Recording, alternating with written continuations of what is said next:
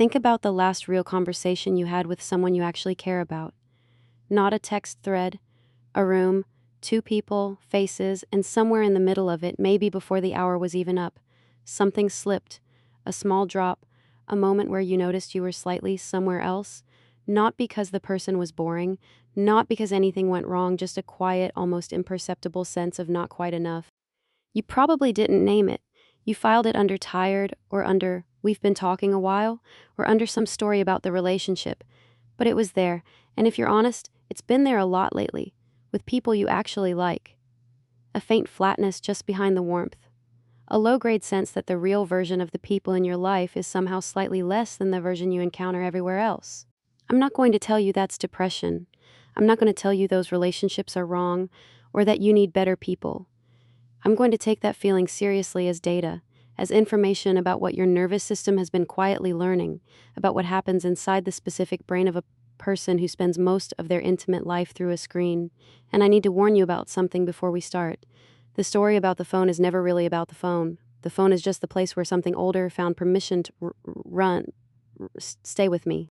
Harry Harlow in the 1950s separated infant rhesus monkeys from their mothers at birth and gave them two surrogates. One was made of wire and fitted with a bottle, the actual source of food, of biological survival. The other was wrapped in soft cloth, warm to the touch, offering nothing a scientist would call nourishment. The monkeys fed from the wire mother. They lived at the cloth mother. When they were frightened, they ran to the cloth, not the wire. When they needed to be calmed, they held on and would not let go. Harlow's conclusion was not what anyone expected. The need for comfort is not secondary to the need for food. It is prior to it, not less urgent, prior. The sensation of being held, of a surface that receives you, is something the nervous system requires in a way that looks, from the outside, like it should be easy to satisfy. And that is exactly where the problem starts. Because the cloth mother felt like comfort. The monkey's nervous systems ran the correct response.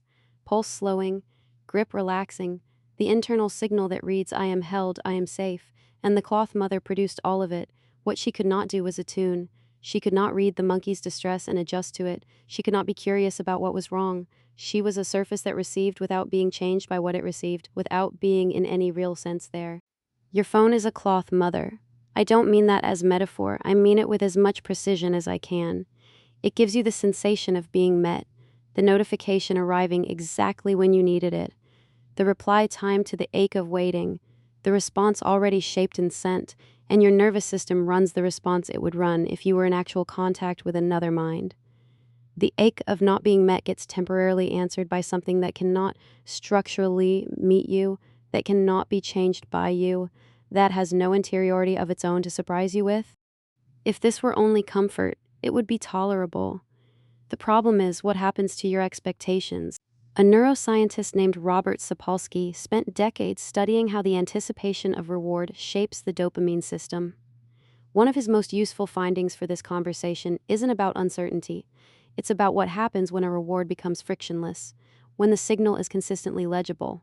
When you ask and the answer comes clean and fast every time, a nervous system calibrated to that starts to read friction as failure, not as complexity, as something going wrong. Digital communication is close to frictionless, closer than anything your nervous system was designed for.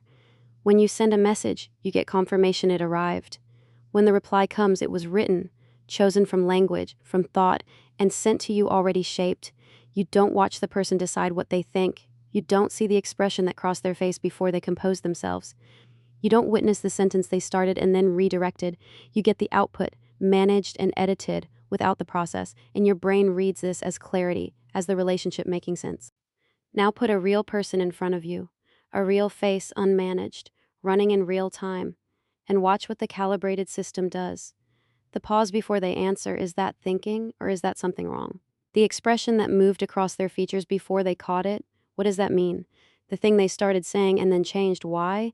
Every piece of ambiguity the digital environment routinely edits out is back in the room with you. Not because this person is harder to be with, because your nervous system was trained to read legibility as safety and ambiguity as noise. And real people are almost entirely composed of ambiguity. This is the technical mechanism underneath the feeling you named. The slightly less quality of real relationships is not a flaw in those relationships. It's your instrument misreading them as low signal.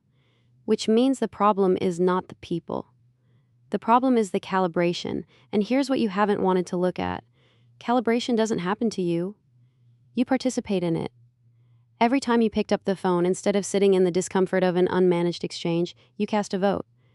Your nervous system registered it faithfully and adjusted. It has no opinion about whether what it is learning is good for you. So the question underneath the calibration is not what the screen did, it's what you were already looking for when you reached for it so many times. A developmental psychologist named Daniel Stern spent decades studying what happens in the space between two people when one is genuinely attuned to the other. His finding was exact. Attunement isn't mirroring. It's not just reflecting back what someone is showing, it's matching the quality of the moment, the rhythm, the intensity, the affect across a different channel. The infant waves an arm with a specific energy, and the mother doesn't wave back. She makes a sound that carries the same energy. Something that was inside one person gets met by something genuinely outside them. And the gap between those two things closes. That closing is what real intimacy actually produces. And it requires something the digital environment cannot provide, and something you may have been avoiding far longer than you realize. To be attuned to, you have to be readable. Not the edited version, the live version, what your face is doing before you decided to let it do anything. What comes out of you before you know how it will land. John Gottman, who spent 40 years studying what makes relationships work and fail, called these moments bids for connection, not a composed proofread sent when you're ready bid, the live one, the one that goes out while you're still not sure how it's going to be received. And the person across from you might not catch it. They might miss it entirely. They might be somewhere else in their head, or not built for that register, or simply not skilled enough in that moment to meet what you threw. That, the bid that goes out and isn't met, is the specific experience the digital environment has been letting you systematically avoid. Not just the general discomfort of real interaction. The precise exposure of showing something unedited and having to wait in the silence after. That silence practiced long enough in its absence stops feeling like risk. It starts feeling like evidence, like something has failed, like someone has failed you, when all that happened is a real person took a moment to be real. Here's the part I have been building toward. The digital environment did not create your preference for low exposure intimacy. It found something that was already running and gave it a better interface. A person who needs connection but fears the specific exposure of being seen unedited, who has some reason older than the phone to believe that showing up unmanaged will produce something that hurts. That person was already managing the tension before the screen made it easy, already finding ways to be near without being fully there, already choosing the version of closeness that costs less. The technology didn't build that pattern. It made it frictionless. It gave the exit a door handle. And this is where I need you to stop and locate something honest. Think about what genuine exposure has cost you. Not the general answer, the actual one. A specific moment where you let yourself be readable, real time, no edits, and what came back was not what you needed. Where the bid went out live and the silence after taught you something. You don't need to find the dramatic version. The ordinary one is enough. The small accumulation of moments that instructed your nervous system before you had language for any of it. That the gap between what you show and how it lands is where the damage happens. Your nervous system learned that lesson before the interface existed. And then the interface arrived and said, here's a place where there is no gap. Here is warmth without exposure. Here is the cloth mother, always available, always warm, never requiring you to be readable in a way that might not land well.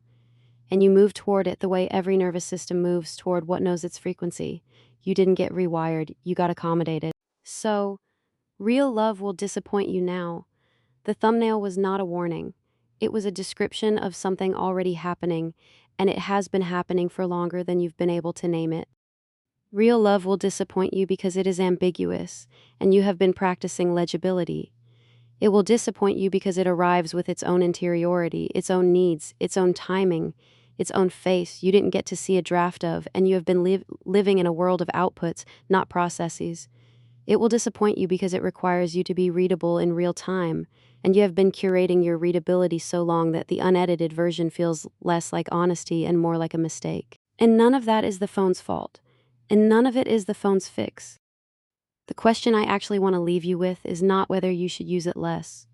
That question is too small for what this is. The real question is, what is in there that you have been protecting? Inside the preference for the managed bid, the edited exposure, the version of closeness that cannot misread you because it cannot read you at all. What specifically were you not willing to risk when the cloth mother was easier to hold on to than the real person who might miss your signal? Because if you can locate that, not the category, the actual thing, then you're not looking at a technology problem anymore. You're looking at the original lesson. The one the phone didn't teach you and the phone cannot undo. The moment before the interface existed where something taught your nervous system that showing up fully was how you got hurt, and that managing your surface was how you stayed safe. Real love will disappoint you now. The version of closeness that cannot disappoint you, that never shows up distracted or unready or working through something of its own, that meets you exactly as fast as you need it to, that version is a surface. You have been very warm against it. Part of you already knows what it gives you, and part of you already knows what it has never once touched. The question is which part came here to learn something about technology, and which one already knew what it was avoiding.